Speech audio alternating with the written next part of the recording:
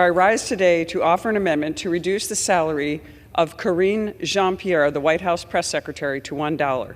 Mr. Speaker, during Ms. Jean-Pierre's tenure as press secretary, she has repeatedly lied to the American people and acted in a condescending manner toward reporters and also violated the Hatch Act.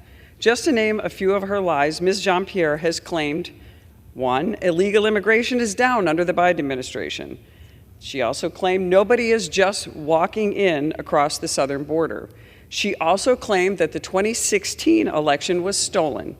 She also claimed that Governor Brian Kemp stole the 2018 governor's race from Stacey Abrams. She also claimed that Biden's stimulus bill did not impact inflation. She also claimed that critical race theory, or its equivalent, isn't being taught in our schools. She also claimed that nobody has done more for the southern border, or our border in general, than Joe Biden. How can somebody with such a history of deceit continue to serve as the liaison for the president and the American people? The American people should not be forced to pay the salary of an individual who dispenses bold-faced lies to the American people while they foot the bill.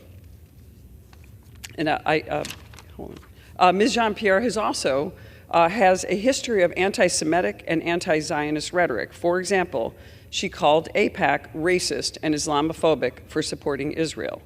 She wrote an op-ed that pro-Israel policies and values are not progressive values, which I think many of her Democratic colleagues even would contest.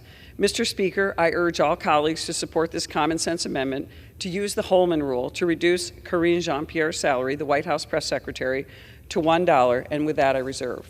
The gentlewoman from New York reserves. The gentleman, for what purpose does the gentleman? Claim of time in opposition.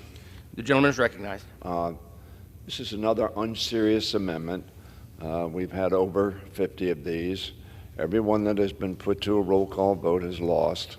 This one will as well, I hope, and I yield. I reserve the balance of my time. For Maryland reserves, the gentlewoman from New York is recognized.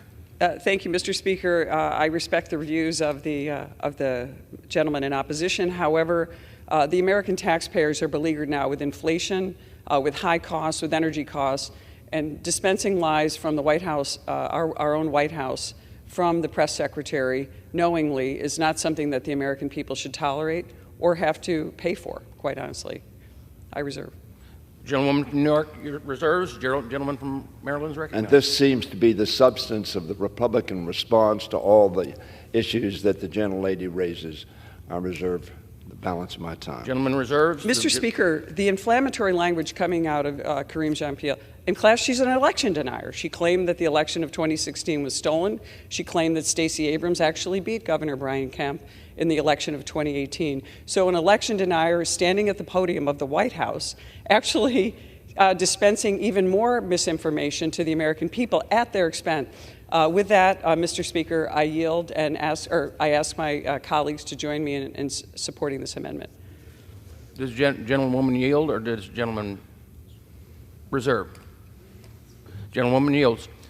For what purpose does the gentleman from Maryland seek recognition? I don't want to prolong this debate, but to hear about election denial from the other side of the aisle is extraordinary and extraordinarily inconsistent with the performance of the former president, who lied regularly.